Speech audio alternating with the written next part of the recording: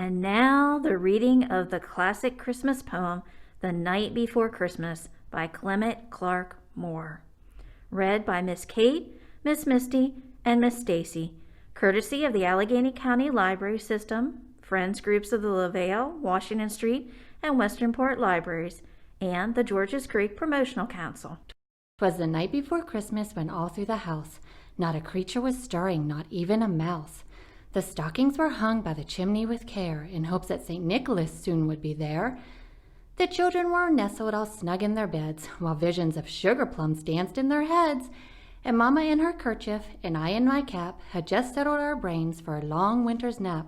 When out on the lawn there arose such a clatter, I sprang from my bed to see what was the matter. Away to the window I flew like a flash, tore open the shutters, and threw up the sash. The moon on the breast of the new-fallen snow gave a lustre of midday to objects below, when what to my wondering eyes did appear but a miniature sleigh and 8 tiny reindeer, with a little old driver so lively and quick, I knew in a moment he must be St. Nick.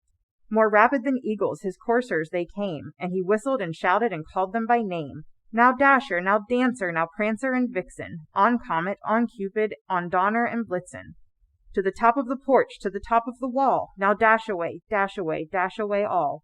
As leaves that before the wild hurricane fly, when they meet with an obstacle, mount to the sky.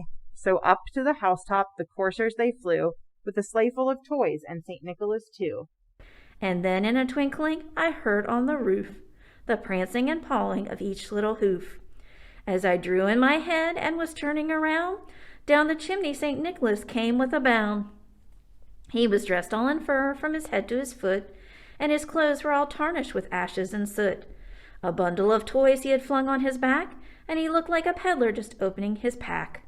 His eyes, how they twinkled, his dimples, how merry! His cheeks were like roses, his nose like a cherry. His droll little mouth was drawn up like a bow, and the beard on his chin was as white as the snow.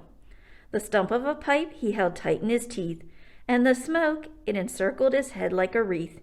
He had a broad face and a round little belly that shook when he laughed like a bowl full of jelly. He was chubby and plump, a right jolly old elf, and I laughed when I saw him in spite of myself. A wink of his eye and a twist of his head soon gave me to know I had nothing to dread. He spoke not a word and went straight to his work. He filled all the stockings, then turned with a jerk, and laying a finger aside his nose, and giving a nod, up the chimney he rose. He sprang to his sleigh, to his team gave a whistle, and away they all flew like a down of a thistle.